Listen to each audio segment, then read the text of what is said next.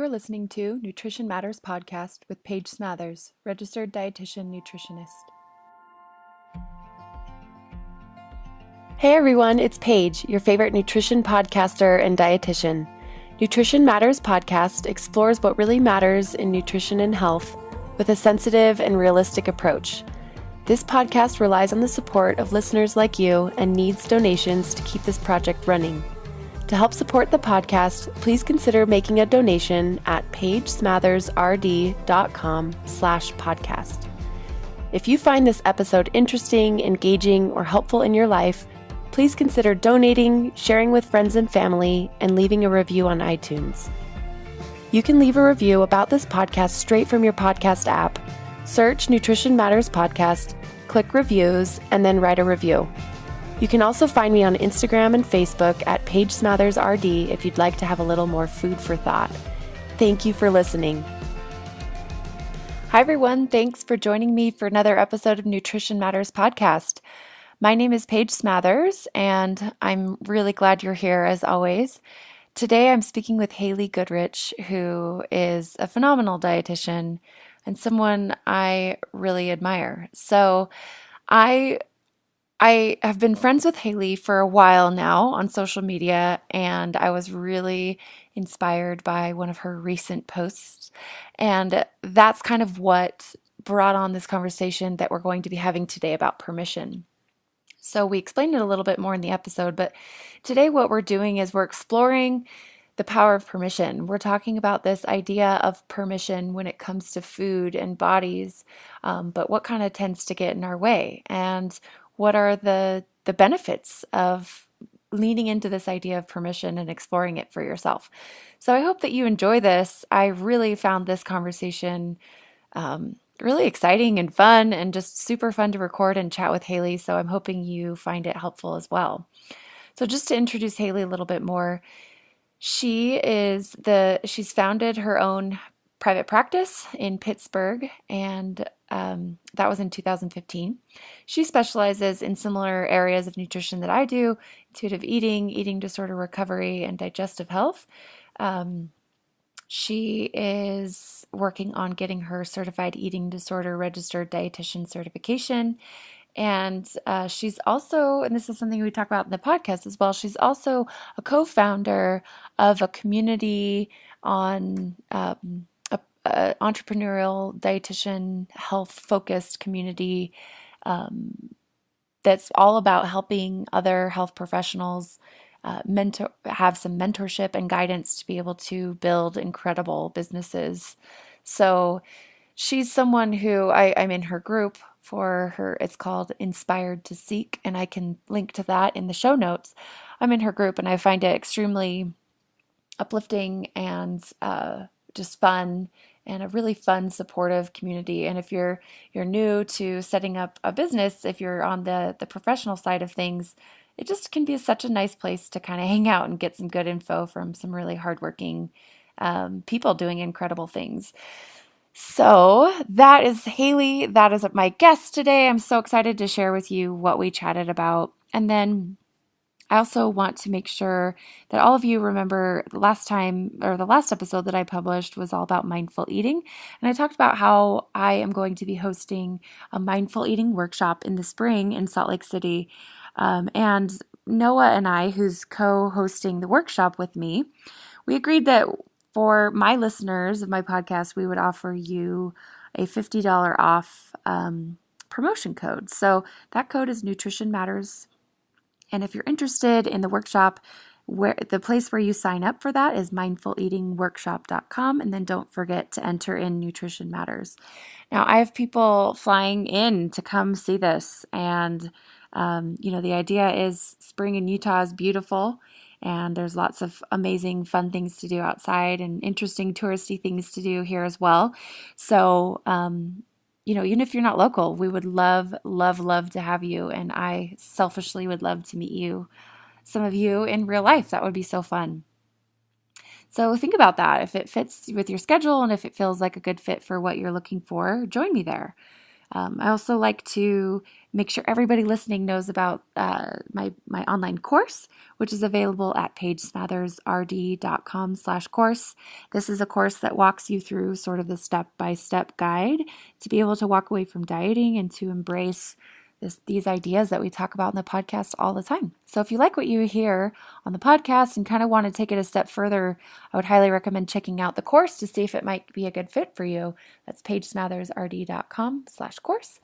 And then last thing, join our Facebook community, Nutrition Matters podcast community. We'd love to see you there. If you'd like to discuss things that we talk about in the episodes, or if you have questions, or if you need a little support, it's super fun. All right, everybody, thanks again for joining me, and thank you for the reviews that all of you have left. I appreciate them so much, and thanks for the words of encouragement that so many of you offer to me. It really, truly means a lot, and I know it's kind of hard to sometimes envision, but I'm just this really regular person on the other side of your headphones who just kind of is trying to put some good things out into the world and trying to help people. So I know that I am imperfect with that in the process, but I am really grateful for those of you who reach out and say a kind word, or who leave a review, or who share an episode, or who even just get something good out of these episodes. It just means a lot to me, and it's makes all of this stuff worth it. So thanks for the feedback, and I'm always happy to learn how I can do better as well. So with all of that being said, I really hope you enjoy this episode with Haley Goodrich, and be sure to follow her and check out her work after you listen. I think you'll really enjoy what she does. All right, and let's get into the conversation with Haley Goodrich. Hi, Haley. Welcome to Nutrition Matters podcast. Hi, Paige. I am so excited to be here.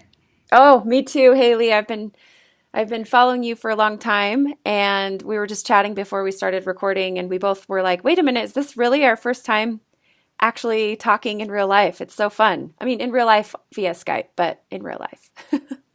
Right. And I just started talking to you like we had been friends for a while. I was like, hey, Paige. Yeah, I know. We were having trouble with the mic, just, not even really saying hi, just like, oh, crap, my mic's not working. I gotta fix that. Yeah. All right. Well, so just take a minute and talk about where you are and what you do, and then we'll kind of dive into our topic for the day, which, by the way, I'm really excited about. I'm super pumped as well. So yeah, if those of your listeners that aren't familiar with me or have ever heard of me, I am in Pittsburgh. I'm really a Texan at heart, but I've been in Pittsburgh with my husband and pets for 4.5 years now. And we like it. It's quite a bit different from Texas. I bet. But yeah, it's just a little colder. Where in Texas are you from? The middle of nowhere. Okay. But closest city is College Station. Are you familiar? No. With College Station? Yeah. So a couple hours north of Houston. Okay.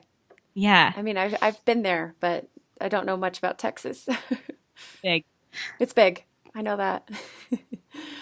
Okay. So, and you're a registered dietitian, and talk about some of the work that you do with professionals as well as with your clients. Yep. I'm a registered dietitian in private practice, and I work from a health at every size perspective. I work mostly with clients who are really anywhere on the disordered eating spectrum. And I say spectrum because that's quite a few people. So anyone suffering from a full-blown eating disorder to someone who might have disordered patterns from chronically dieting, or who are searching for just a better relationship with food and their body image. I do quite a bit of body image work as well. And I really want people to learn to just accept themselves and be at peace with who they are so that they can better take care of themselves. And on the clinician side, I work with clinicians as well who might be struggling personally. I think, and we could probably have a whole nother conversation on this, but I think there's a little bit of stigma around maybe ever being a clinician who's struggled in the past with food or body and wanting to work in this space and maybe not feeling they have many people to reach out to. So I do like to work with registered dietitians and other practitioners as well. I also work with practitioners who want to do this work or who are transitioning their practice. Maybe they currently have a more traditional practice and they want to move to a non-diet approach. That's scary to do. That's really scary. Yeah. Yeah. So that's interesting that you say that professionals seem to be afraid of maybe if they've struggled or kind of nervous about being open about that. Because from my perspective, it almost seems like every other person that I hear their story or I hear or see a blog post or whatever, a lot of times that's why I got into this work. And people seem to be really open and vulnerable about their own stories. But I guess it's a little bit different if it's in the past versus if it's something currently going on there. Yeah, that's a big distinction. So maybe that's what you meant, right? Yeah, I think that's currently totally the truth. And really where that kind of stems from the comment I made there also, I remember one time during my internship, actually, we had a preceptor that told us if anyone has currently or ever struggled with an eating disorder or disordered eating, that they should not be working with patients or clients. And that was, I feel, some misinformation. And I've actually heard that from several. Kind of like you're blacklisted if you've ever been there, done that, then that's interesting. Isn't it? I've never really heard that sentiment. And I mean, from my point of view, I think people who might have overcome something like that, they make the best clinicians working with their clients. They just have such insight. So I feel quite differently from that experience that I had in my internship. And I just want to make sure clinicians know that if they are struggling, they have people to go to. You know, we're all human. We're all growing and learning together. Yeah, I completely agree. And we should mention that you also run this really great supportive group on Facebook. Do you want to talk about that for a second and the community there? Sure. Oh, thank you. Yes. Oh my gosh, it's probably one of it makes me so happy. It is a private Facebook group for clinicians, and it's called Inspired to Seek. We can probably link to it in the show notes. Sure, I definitely will. Yeah. And it really came about when I was building my private practice, and I felt super alone. I didn't get any real private practice experience in my internship or my schooling to become a dietitian. And so that was brand new. I knew I wanted to go into private practice and I was terrified. I didn't know what to do. I felt really, really alone. So I started a Facebook group and I thought, like we could all be like learning from each other on this and supporting each other. So that's how that kind of came about. And now it's just filled with hundreds of brilliant dietitians that support each other day after day. And it's really just beautiful to be a part of. I love it. Yeah, it's so great. And it's such a testament to you and your style of lifting everybody up and giving everybody a platform to ask questions and to feel comfortable and to feel encouraged. So if you're a clinician and you're interested in this work and you want to join, can anybody join, or what's the parameters? Yeah, and really any practitioner. So we have dietitians in there, therapists, personal trainers, anybody who's interested in entrepreneurship of any kind. It doesn't even have to be private practice, but that you're kind of looking for that non-traditional route, I guess. Yeah. Awesome. Okay. Cool. So along with that, people listening will probably know that, and maybe they follow people like you or me or others. In today's world, you kind of have to be on social media.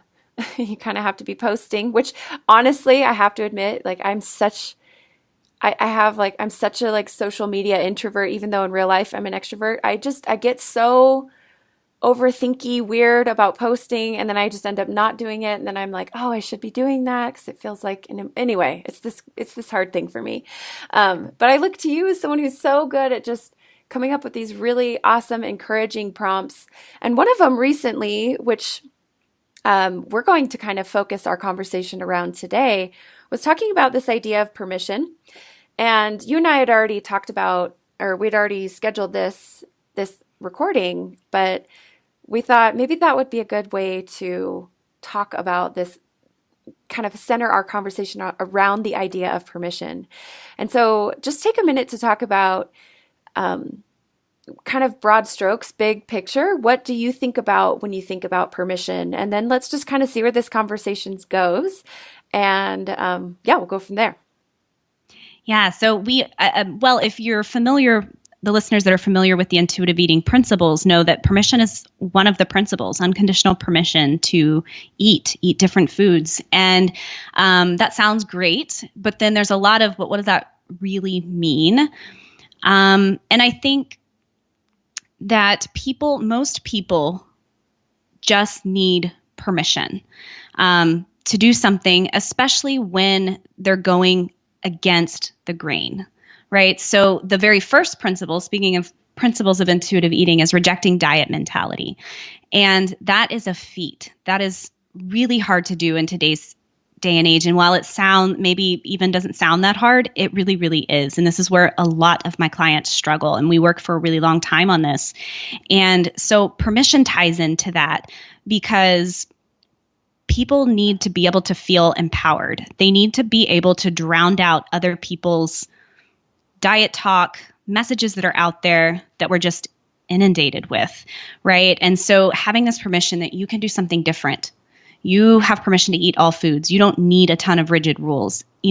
This word permission can mean a lot of different things in a lot of different areas of your life. And it's just really important. And I don't think I realized the true importance of it to people until just recently, Paige, this week when on a whim, I posted a permission slip on my Instagram. There was no thought prior to 5 minutes to posting it about it. It was one of those just, hey, I'm going to post, you have permission to do this, this, and this. And I listed a few things. And that post, I try not to talk about numbers or likes because it's really not important. However, in this situation, it got about quadruple the amount of engagement that my other posts have. And I just noticed that from a place of curiosity, like, wow, that speaks to the volume of having permission. Someone just saying, you don't have to do this anymore. There's another way. Okay, I love that. And the one kind of complaint is, I don't know if that's the right word, but the one thing that I've heard people say when I talk about that idea of unconditional permission to eat is sort of questioning whether that's a good idea.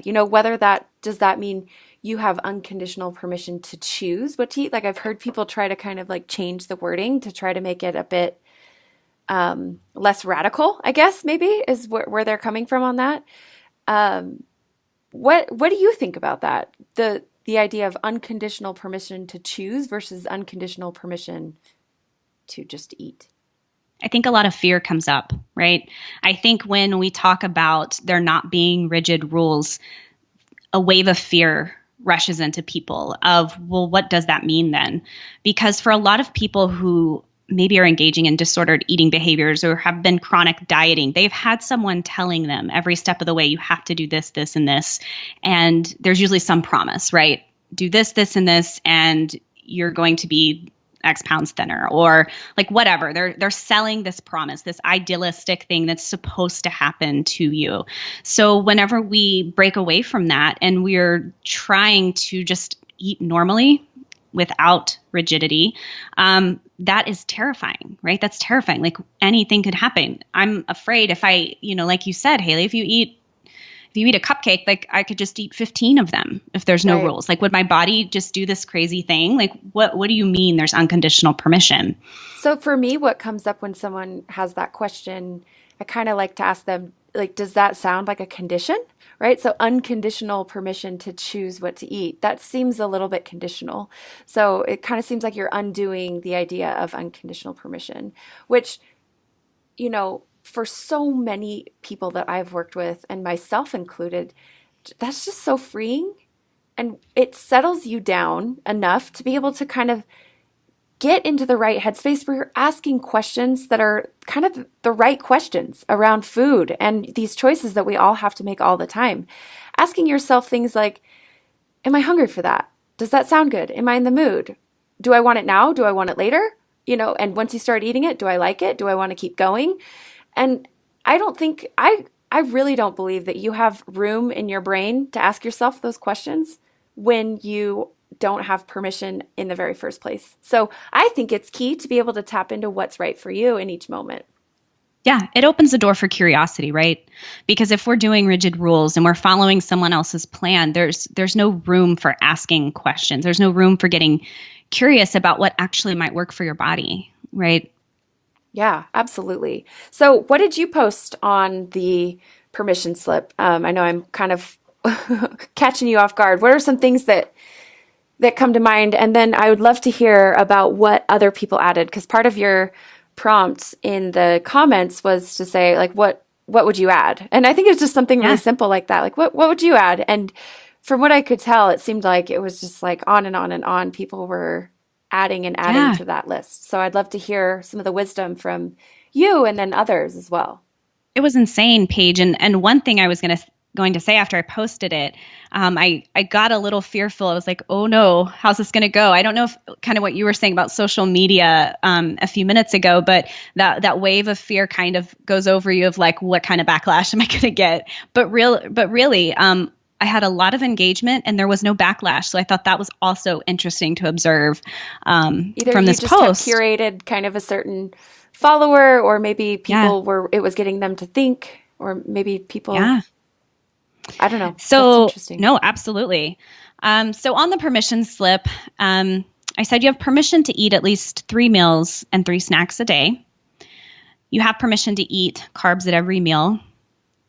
You do not have to have an exercise routine. And by that, I meant like a formal plan. Workout plan, yeah. Yeah. That you have permission to enjoy delicious food. You have permission to wear clothes that fit your body comfortably. And I mean the body you have right now, instead of trying to wear things that you're constantly uncomfortable pulling.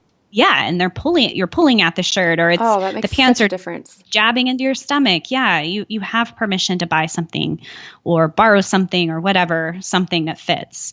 You have permission to stop pleasing others, because I could probably go on a whole nother podcast about that one.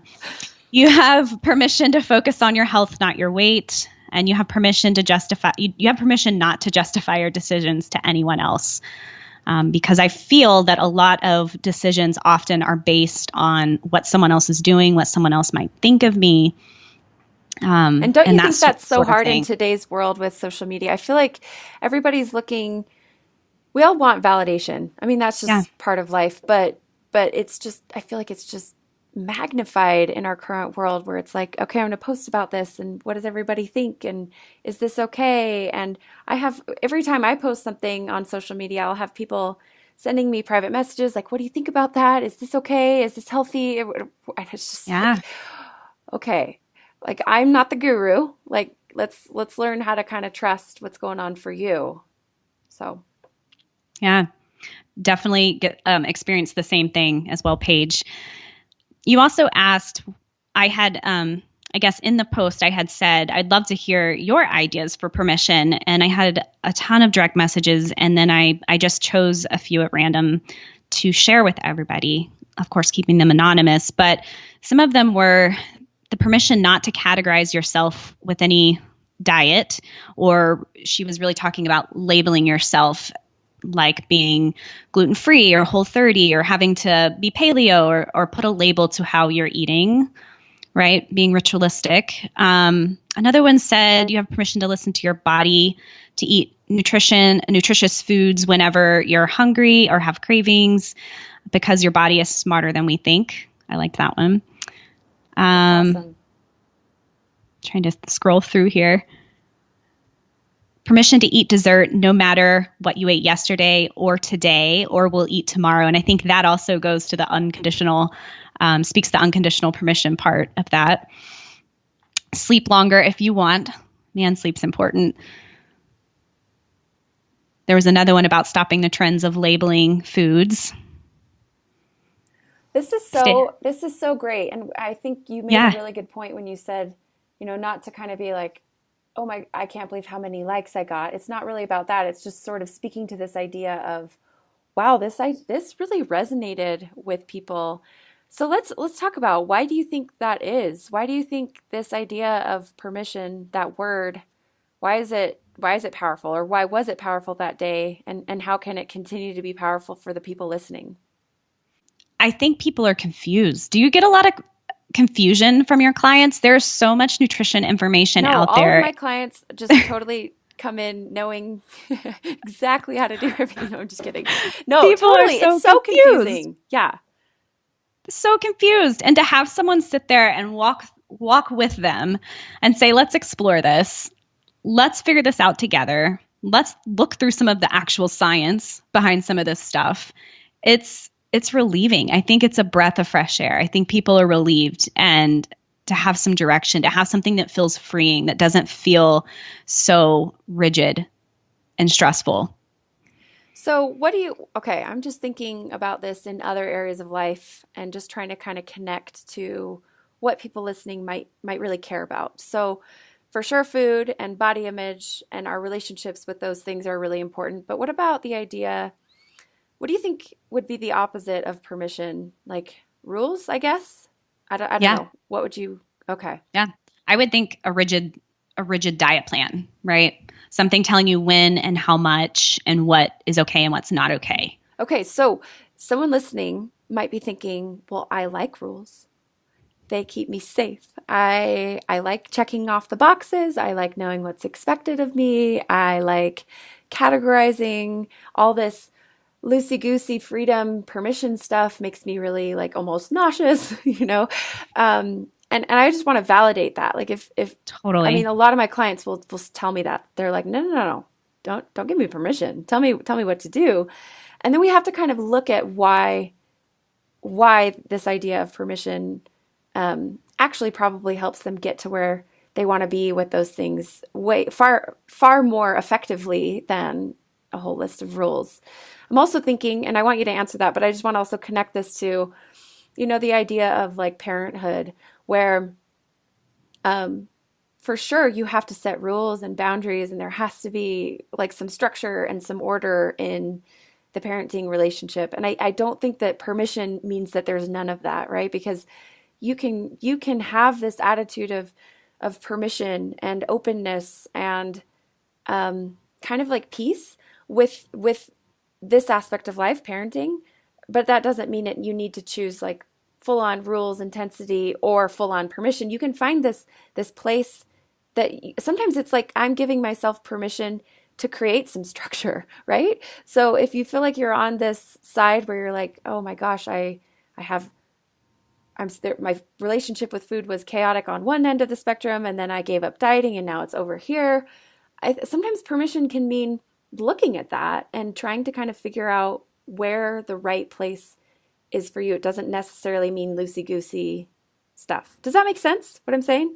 Totally. And also when you described at the beginning of that was well said. And when you described the person that wants everything to fit in the boxes, that wants to be able to check it off and wants that order, that's me, right? Like that is my personality. There's nothing more than I would love for someone to just tell me the answers to everything, to say, I know you're scared right now, but this is how it's going to work out, right? Like this is what it's going to look like in the end. This is how you're going to get there. And these are the problems you're going to encounter, and this is how you're going to deal with them. That would be so nice. So that's not a mystery to you, that feeling. Yeah, that is not a mystery. So I totally understand where if some of your listeners are in that place, I get that. And man, there's so many examples in my life of struggling through that. And I think the problem with that is that we aren't in control like we think we are.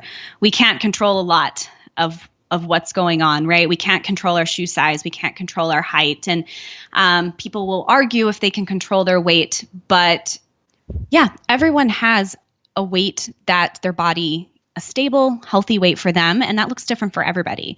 And so this idea that we can somehow control everything that we eat and the way we move, and that we'll somehow be able to fit into a different model, isn't as simple as it sounds.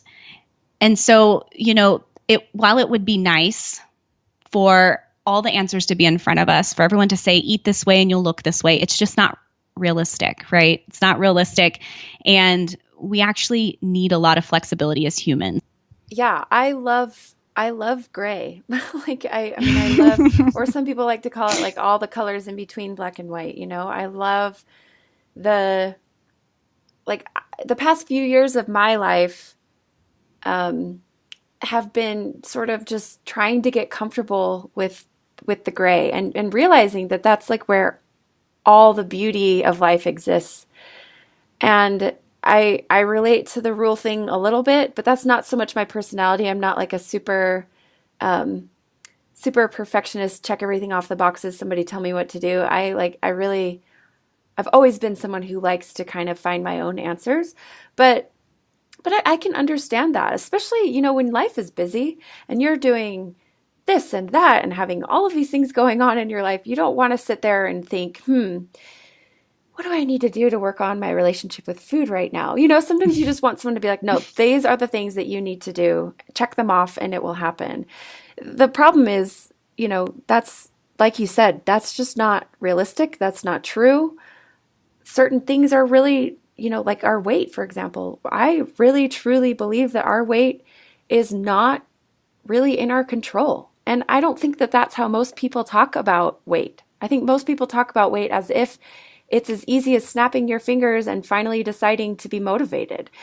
And I think that that type of attitude really gets in our way of taking good care of ourselves, which for me is like what my job is all about. I'm here to help you learn how to take better care of yourself. And yes, nutrition is huge. That's a big part of it, but it's like really only a slice of the pie, so to speak. And I love food puns. We just gotta like acknowledge that. I love it. It's like that comes to mind, and it's like, yeah, well, it makes sense. It's a good analogy. It's a slice of the pie. So is exercise and movement, but so is like resting and leisure time, and so is like your own version of what spirituality means to you and your personal development, and on and on. Like if you can carve out a time and a place for all of those things, I think you're going to find that gray area that feels good. And you're going to be able to tap into the power of nutrition in terms of its ability to help you do all the things that you want to be doing a little bit better. Not because you're manipulating, just because you finally aren't using so much of your headspace towards something that's actually harming you in so many ways. Yeah. Oh, I love that page. That is said so well. It was so well said. Dang, I messed that up. So okay. Well said. And like that just speaks to how in depth our lives are really. They're not very surface, right? And we all are so highly individual. We have such highly individual needs, and things change rapidly. And so it's unrealistic to think that any specific diet plan, this, with rigid rules, or any diet plan at all, is going to be actually sustainable for us for a long period of time, right? So you're kind of setting yourself up for something not to work out. And you know what? That is what diet culture profits off of, is people's fear-based decisions, jumping on the diet plan, them failing, and getting upset at their self, right? Thinking they're the one who failed, not the diet plan. So, they're profiting off of that. And then it just turns into this cycle that you feel like a failure because this plan didn't work out for you or wasn't sustainable. And then you jump on another diet, and then maybe the same thing happens. So while permission is scary and seems really gray, it gives us a chance at something sustainable for our health, which is what health really is about, right? Oh my gosh, totally. Okay, so let's talk about permission and try to kind of dive into the nitty gritty here. So I'm trying to get in the head of someone listening, and we've already kind of alluded to this, but something that really comes up for people and feels scary is, this idea of, okay, if I have unconditional permission to eat, what will my eating look like? I've talked about this a few times on the podcast, and I would definitely refer anyone listening or who's wondering about that, and I'm not going to know the exact episode number off the top of my head, but it's the one called Exploring Normal Eating. I feel like that's the title, where we talk about how, like, the science behind permission and the science behind eating competence, which I think, there's more to it than just permission, but that's a big piece of eating competence. And, the research actually shows that people who practice eating competence, which, by the way, what I'm trying to say is a huge part of that is permission, they actually have overall better diets, which I know that the term better has problems and the term diet has problems, but just roll with it. This is like what the research says. Better diets than like their dieting counterparts. So I know it's tempting to think that dieting and rules keep you safe and keep you eating the way you should, quote unquote. But really, this idea of permission helps you tap into what's right for you. And I always like to tell people that it's not as simple as hamburgers are bad and salads are good. It's like, well, what are you in the mood for? What's your day looked like? Are you really hungry? A salad when you're really super hungry or just finished a hike or even on a day where you're just not in the mood for salad, it's not a great choice, So what would you add to that? That fear? Yes. And I think also what might come across some of your listeners' minds when we talk about this permission is just like, what? So did you throw all nutrition knowledge that you have out the window? Are you just saying there's no guidelines, there's nothing at all? And I think again, back to the gray area, there is loose structure when someone has no idea what a normal eating pattern could look like, right? So you might have a new client page that comes to you and that maybe is severely binging at night, right? Maybe all day, maybe they're not eating much. And maybe at night they're experiencing most of their calories. And they're just at awe of how to even get started with something like intuitive eating. So, I would tell them it's kind of like when you break your arm or you have a broken bone and you temporarily need a hard cast.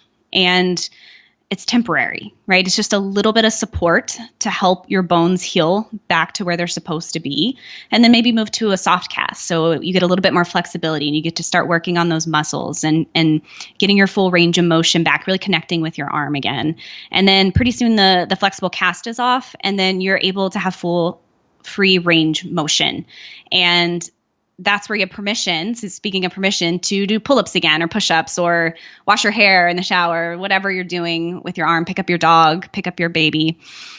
So I like to use that analogy when thinking about this. If you're coming from a super disordered place, yeah, of course, we're going to be here to support you through it and give you some suggestions, and walk alongside you of what it could look like, what we know from science, the eating pattern that best supports the human body, which would look something like 3 meals a day, right? Not going longer than 3 or 4 hours without eating something. And we would help maybe walk a client through why all that is super important. And that might be that initial structure until you're able to get some consistency and we start learning other skills like hunger and fullness and all the other wonderful principles of intuitive eating. But that's where you build up your tool belt to be able to really understand permission, give yourself permission, and totally trust that your body knows what to do with that. Okay, 2 things are coming up for me. First, the permission piece, it can feel scary because of the things we've already talked about. But then another thing that comes up for people is, what will my weight do, right? If I give myself permission. And then the other thing I wanted to say, and I have to do this because if I don't say it now, I will forget it because I know the way podcasts work and you just get onto so many exciting roads with what you're talking about. But one other thing I wanted to just comment on about the idea of what if I give myself permission, what will my eating look like, is this idea really resonates with a lot of my clients. Is just like, well, what's been your experience when you put something off limits, right? Like, let's just go with like, what have you experienced? And also, what have you noticed in your various relationships? And, parenting again comes to mind for me, where it's like you tell your kid not to do something and then all of a sudden that's really interesting, right? And all of a sudden that's all they can think about. So it's a little bit of like just basic psychology where you're like, the more you tell yourself that that's off limits, it actually becomes more interesting. So the opposite is true as well, right? The more you just say, I have unconditional permission, the less interesting it becomes. It's kind of like, okay, like I love chocolate chip cookies. Most of my listeners probably know that. But like when I know that I have unconditional permission to eat chocolate chip cookies, it's kind of like, I don't know if I need one today because I don't know, I'm not really in the mood, or I ate more at dinner than I'm not really, feeling like I'm in the mood for it. But I know I can have one tomorrow. And so it's counterintuitive in a lot of ways and it freaks people out. But I want to just say, look at your past experience. And when you said, I can't have sugar or whatever you said, what happened? What did you want? What did you crave? What did you think about? What did you obsess over? Probably the very thing you told yourself you couldn't have. Absolutely. And so by working together to get a normal eating pattern and having foods available multiple times a day where that brain isn't experiencing that scarcity mindset, right? And you can think about this maybe if you're a listener and there's a food that is constantly available in your house, maybe kale or fruit or something that seems, I'll use air quotes, quote unquote, safer food, healthier food. This is not the one you're typically like closet eating, right? Okay, this can is I not the tell one. you a story about that though, Haley? And I might have said this on my podcast, but this actually really made this concept hit home for me as a student. So in one of my classes in my undergrad, we had to go on various medical diets. I don't know if your teachers or professors ever made you do this, but we had to go on like I went on a hemodialysis diet was one that really sticks out in my mind. So for those of you listening, hemodialysis is basically the diet for it is super hard to do. It's low sodium, it's low phosphorus, it's low potassium, it's high protein, it's fluid restricted. And so when one of those minerals that I just mentioned, potassium, first thing that probably comes to people's minds, what do you think, Haley? Potato, bananas, fruits and veggies, right? Okay. So just as at a baseline, I don't really like bananas, like they're fine, but like, I don't know. I don't really think about them. But the minute someone told me I couldn't eat bananas, I was seriously like, oh, I really want that banana right now. Like, ooh, what will happen? Oh, I'll just cheat a little on my assignment. Like really, like that's where my brain went. And then as soon as I had permission to eat bananas again, it was like, it went back to like not being that interesting. And what was fascinating is a lot of the like years later, or I guess a year or two later in my internship, I was working with hemodialysis patients and my job as the dietetic intern and dietitian sort of thing was to go around to each of the patients and say, all right, your potassium's really elevated. Let's talk about this. Let's talk about like, what have you been eating? Let's talk about how to kind of get that down. And I can't tell you how many people were in tears because they just wanted potatoes and bananas, So that's what I like to explain to my clients where it's like, it doesn't matter what you're told you can't have. If I told you you could never eat, red peppers again, for some people that would be not interesting because you don't care for them anyway. But some people would be like, really, like you dream about red peppers. It's psychology, So. Yeah. And then on the opposite end of the spectrum, when I explain to clients that it's absolutely possible to have certain foods in your house, maybe whatever food they told me they felt they didn't have permission around maybe.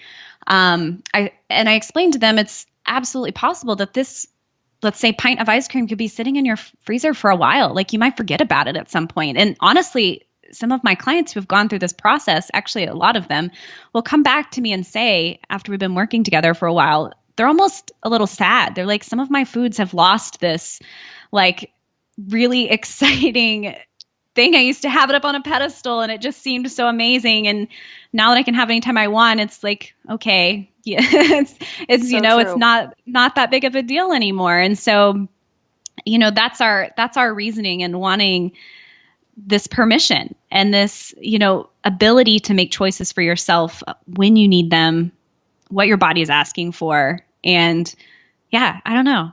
So powerful. Yeah, so powerful. It's hard too. And I want to like totally validate anyone listening who's like, all right, these chicks are crazy.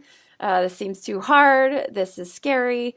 That's okay. Like I love the concept and the idea of just like leaning into that and being curious about it and see if you can just like, maybe you can just try it for one meal, go out to eat and say, okay, I have full permission to look at this whole menu and make a choice. And maybe that's all you do.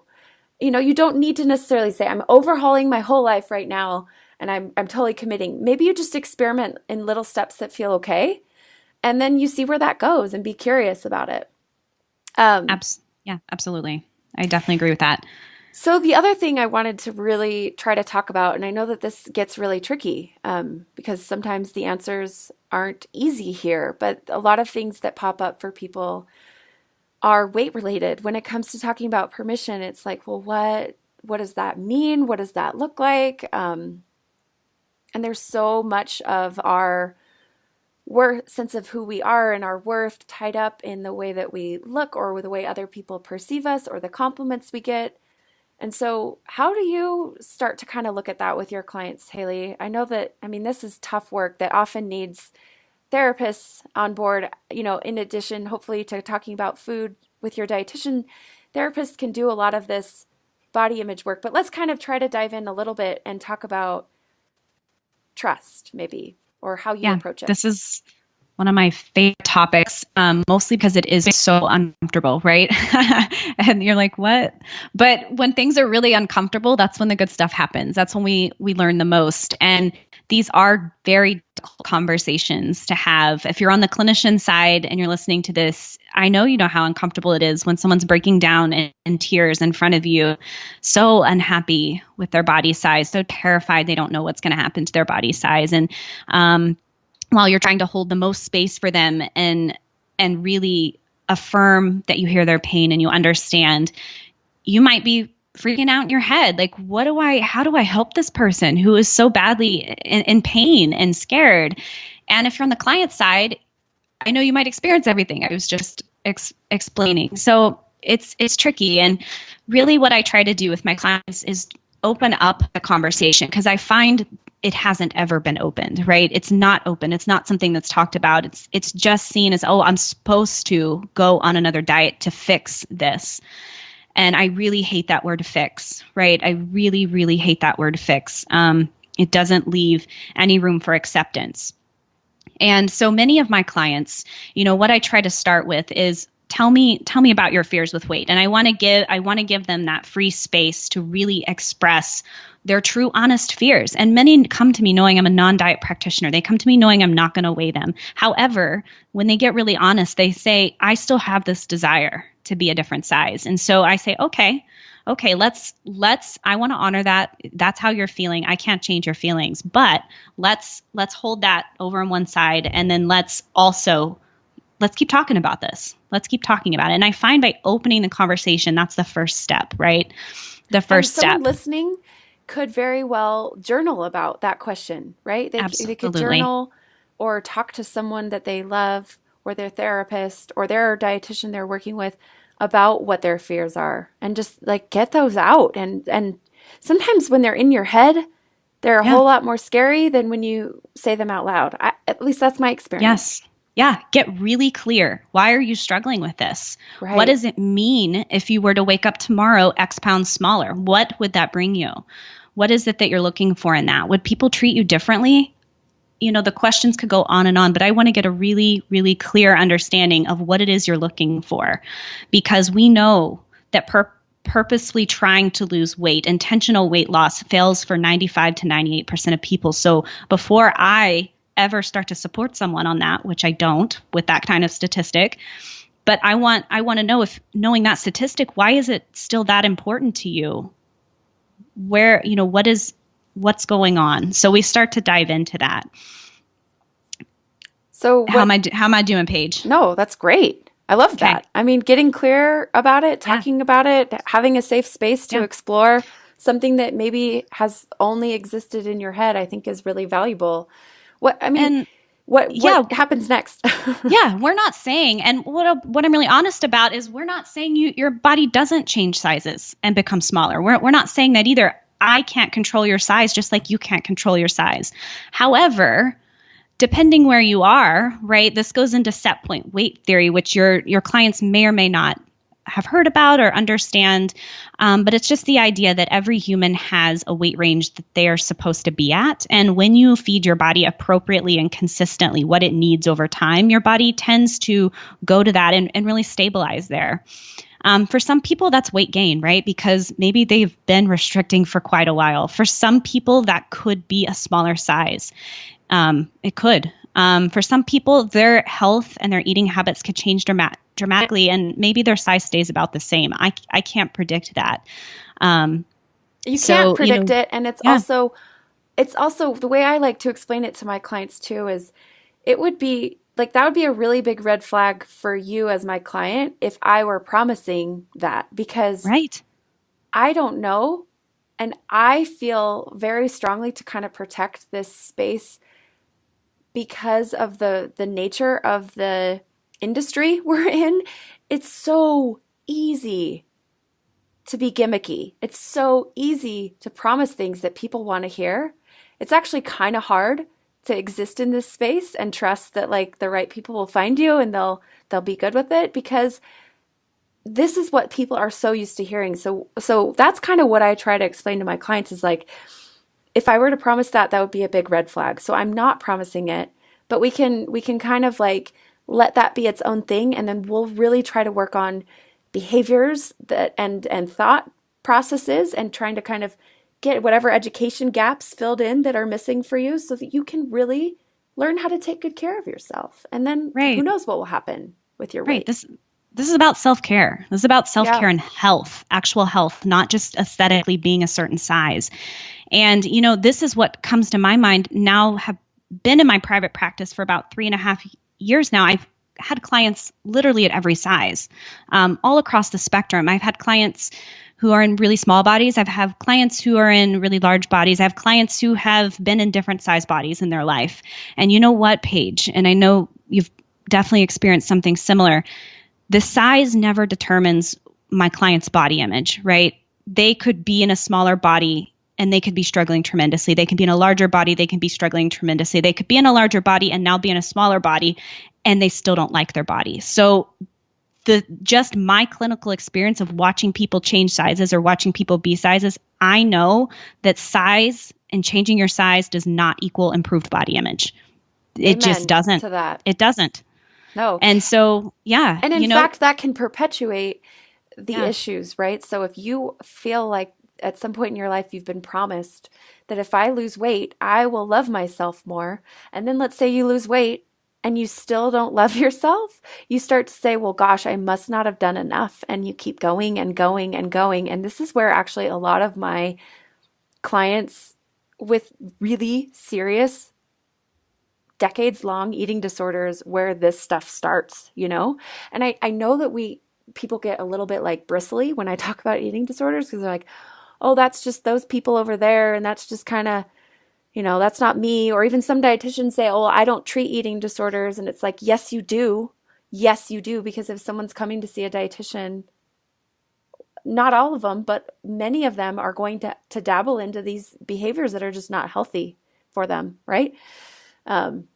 Anyway, I'm getting about a bit out in the weeds here, but no, it's very true. Yeah, go ahead. It's very true. Like, I mean, I'm just going out on a limb here, and I don't want to generalize to everybody, but most people that come to see me aren't happy in their body. That's why they're changing their food habits. That's why they're dissatisfied with their body. And so our first bit of work, and it is brave, hard work, is some acceptance, right? Some acceptance, which is radically different from diet culture. So that takes a lot of resilience and a lot of working on that together over time. And it's possible. It's absolutely possible for I've seen it happen. I've seen it happen in my life even. And that hope is so critical to this process, to know that it's possible and to know that other people have done it. How often do you hear your clients say, has anyone else who's been in my situation gotten through this? Like, I get that question every time. Every time. And so we're here to say, it's totally possible. And the process, I'd love to hear what you sort of explain the process looking like to your clients when they say, is it possible? Okay, well, how do I get there? What do you say? Yeah, it's hard. You know, it's hard. And so it's like this, it's like this road or I guess like a dark cave where you can't see to get out of it, right? You're so far down, you can't see to get out of it. So I can't paint this picture of exactly what this is going to look like for you on the end. And you have to learn. The hard part is trusting, right? Trusting your body, trusting the food, trusting our work together, that you do know what's best and you know how to take care of your body. That's instinctual for everybody. And it's true for you too. And so that trust is really important, that as we feel our way through this, there's not, I'm sorry, I don't have a ton of answers for you, but I can absolutely help be by your side and support you through this. So you have to trust me. You have to trust this process. You have to trust that there's no end to this rope, right? This rope doesn't have an end. And that we're going to work really hard to build your resilience. And that is so important because we are going against the grain, right? We're going against everything that diet culture says about you have to change to fit society norms. We're going with, no, actually society needs to change to accept me because I'm accepting me right now as I am. And I'm taking care of myself right now as I am. And if my body changes, great. If it doesn't, I'm still going to be here for my body. And so that takes building a lot of resilience. That takes building knots on this rope to help pull ourselves up out of this cage or this cave that we can't see the light at the end of it, right? And it's work. It takes a lot of time, but it is the most magical thing to watch happen for people, right? I know you must get a ton of fulfillment from your work as well, Paige.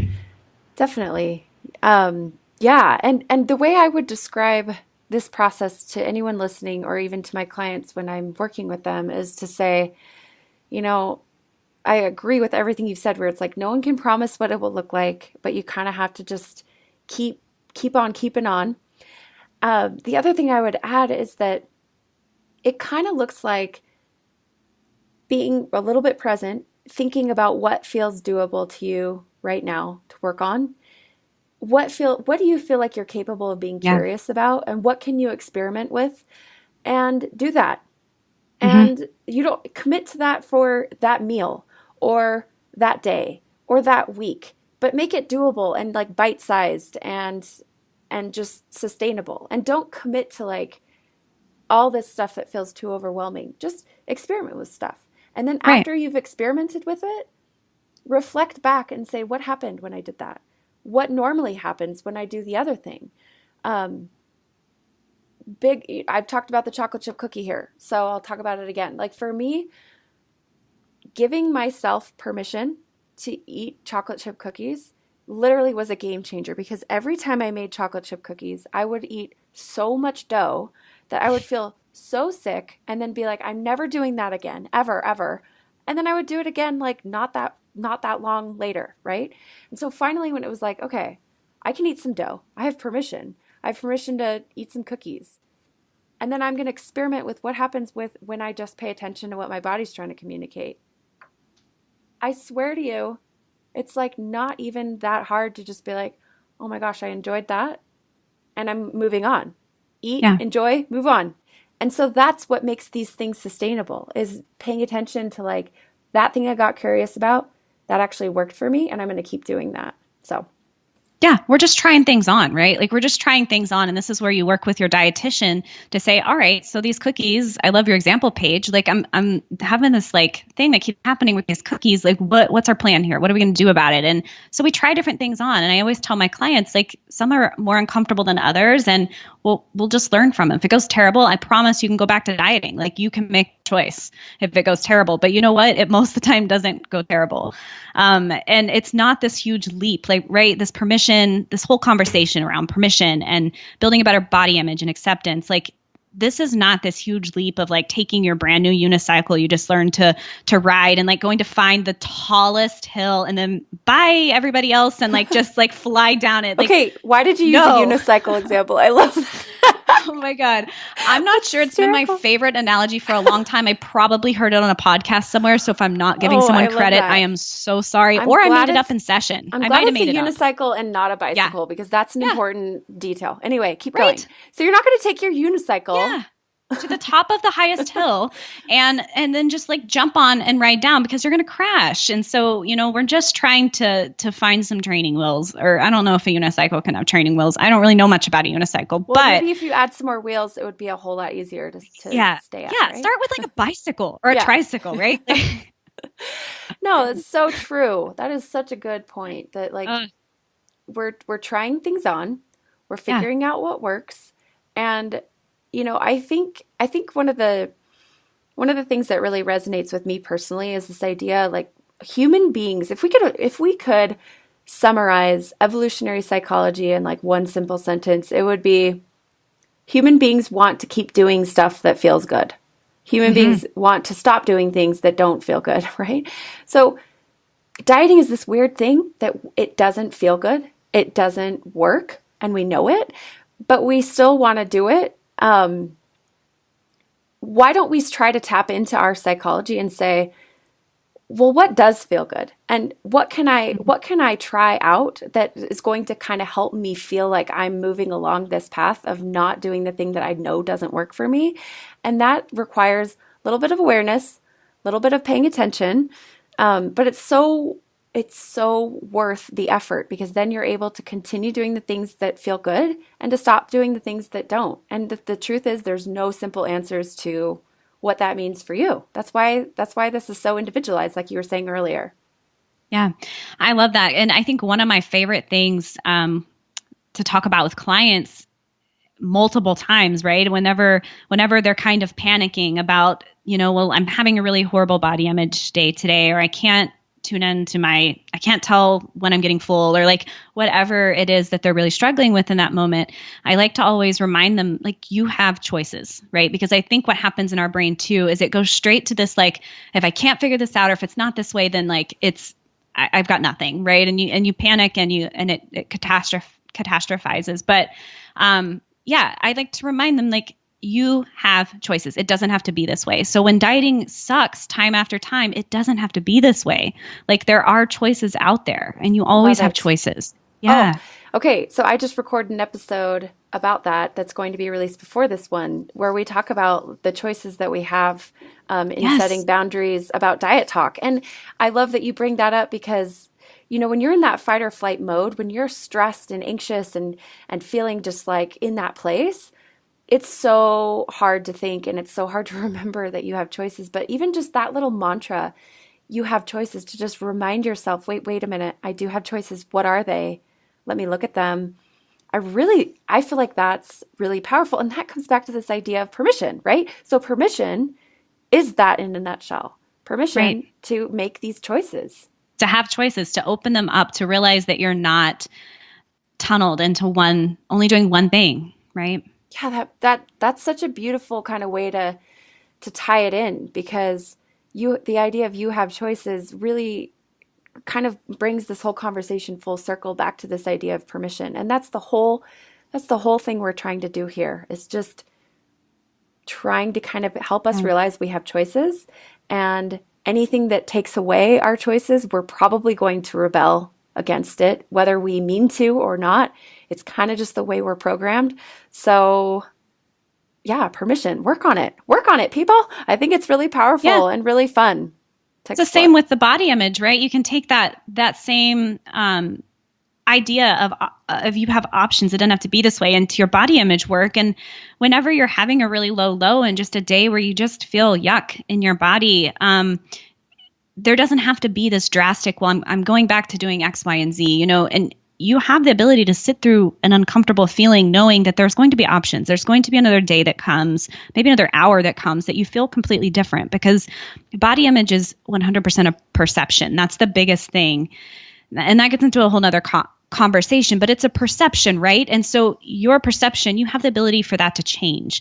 And most of us do, right? You know what it's like, where you have some days where you're like, man, I look good in everything in my closet. And then you have other days where you're like, I can't stand anything in my closet. I hate everything. Like I must be X pounds heavier today. Like I must. And like our perception changes so rapidly and drastically. So when you're really struggling through a really bad body image day, like you have choices, you have options.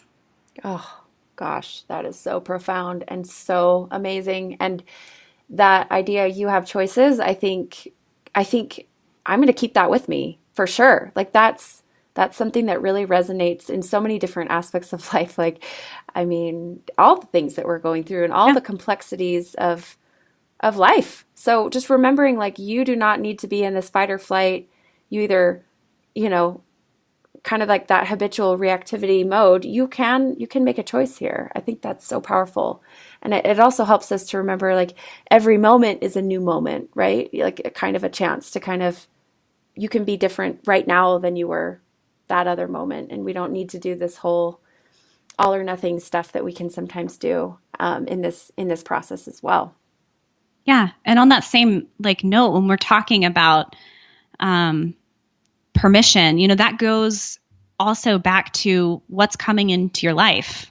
And so if you're working on your body image, if you're really struggling, if you're working on giving full permission for all foods, like you also have permission to see what unhelpful information is coming into your life, because my goodness, it makes it so much harder if you are opening your social media and it is super, super unhelpful to look at some of the things that I know come across it. Or, the conversations that might be going on around you at work. You have permission to set boundaries and remove some of these things from your life that are more harmful in the moment than helpful. Yeah. And I think we talk about that so much on this podcast, but I think it's so important to continue to remind people of, like, keep doing that. Like, actively unfollow people, like, all the time. All the time. You can refollow them. Yep. You can refollow them later. Like, it doesn't matter. Yep. Instagram is a fake world. Quote of the day right there. It's not real. Oh, Haley, this has been such a joy to talk with you. You're just my soul sister. I can totally tell. We need to get together in real life someday. Yes. I've loved talking with you. Is there anything... Actually, take a few minutes to talk about how people can follow you and see your amazing posts and all the other ones you do, and then your website and stuff like that. Yeah, you can find me on all social media, as we're just talking about social media being fake. You can find me on all social media at HGoodrichRD. The same handle and everything. And I had a client who refers to me, to her significant other, her partner. She refers to me as Hoodrich because every time she sees my handle go across, it looks like Hoodrich. So I'm Hoodrich. And I thought that was awesome. That's hysterical. So that was a side note. And then my website, we can link, I think Paige said we could link to it too, but it's inspirednutrition.com. Haley, thank you so much for being here and talking with me about this idea of permission. I'm really hoping that this feels helpful for people, and I'm hoping that people share it because, if you have someone in your life who is in this cycle and maybe might resonate with this idea of permission, share it, because I'm hoping that each episode we do here kind of feels self-contained and something you can share and something that no matter who you are, if you're familiar with this stuff or not, you can get a lot of good info out of. So share it with family and friends. And thank you so much, Haley, for being here. This is so great. Oh, it's my pleasure, Paige. This is such a rich conversation. I have enjoyed it so much. And I agree with sharing these episodes because, part of this journey for so many people is feeling like they have this weight on their shoulder that they have to somehow explain to everybody else what they're doing. They have, and they find that difficult to do. So by simply, instead of trying to rope someone in or change their opinion, like share an episode of Pages because they're really good. Oh, really good. That's sweet of you. Yeah. And I'm hoping to continue to make shareable episodes for people because I think that's really, what we're trying to do here. Just to try to kind of answer some of these questions that come up on a really regular basis. So thanks so much, Haley. Have a wonderful day, and it's so great to talk to you. Same, Paige. Bye. Well, I sincerely hope you've enjoyed this conversation. If you haven't already, please go ahead and leave a review on iTunes. Thanks again so much for listening, and we'll see you soon for another episode.